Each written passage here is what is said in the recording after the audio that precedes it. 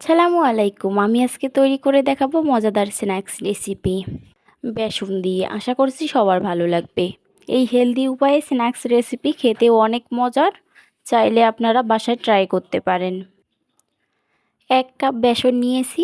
এরপর 1 টেবিল চামচ লাল মরিচের গুঁড়া, 1 টেবিল চামচ হলুদ, আস্তা জিরা গুঁড়া 1 টেবিল চামচ, লবণ স্বাদ মতো দিয়ে অল্প অল্প করে পানি দিয়ে একটি ডো তৈরি করে নেব।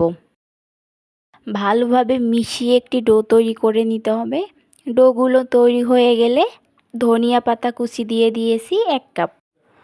ভালোভাবে মিশিয়ে নিচ্ছি। মেশানো হয়ে গেছে। এবার একটি বাটিতে পেঁয়াজ কুচি 1 কাপ নিয়েছি। এরপর পেঁয়াজ কুচিতে একটি ডিম ভেঙে নিয়েছি।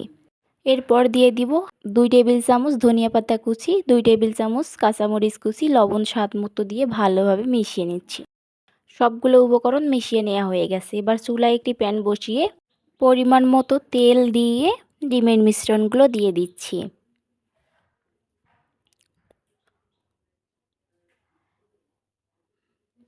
এক মিনিট পর উল্টিয়ে দিতে হবে। 2টি চামচ দিয়ে ধরে উল্টিয়ে দিব, না হলে ভেঙে যেতে পারে।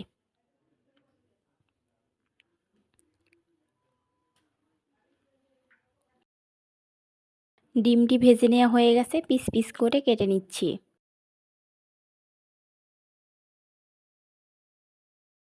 ডিমগুলো ভেজে নেওয়া হয়ে গেছে।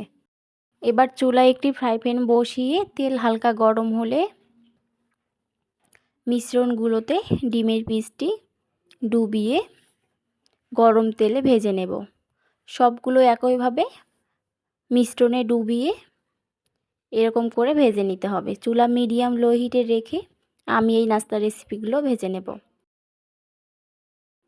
আশা করছি আমার রেসিপিটি আপনাদের কাছে ভালো লাগবে। ভালো লেগে থাকলে বাসায় ট্রাই করবেন। ট্রাই করে কমেন্ট করে জানাতে ভুলবেন না কেমন হয়েছে।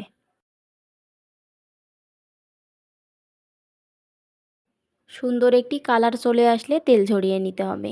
দেখতেই পাচ্ছেন সুন্দর একটি কালার চলে এসেছে। তেল ঝরিয়ে উঠিয়ে নিব। এই স্ন্যাক্স রেসিপিটি খেতে অনেক মজার, ছোট বড় সবাই পছন্দ করবে।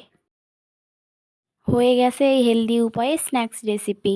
ভালো লেগে থাকলে বাসায় ট্রাই করবেন। আশা করছি ভালো লাগবে। ইনশাআল্লাহ নিরাশ হবেন না।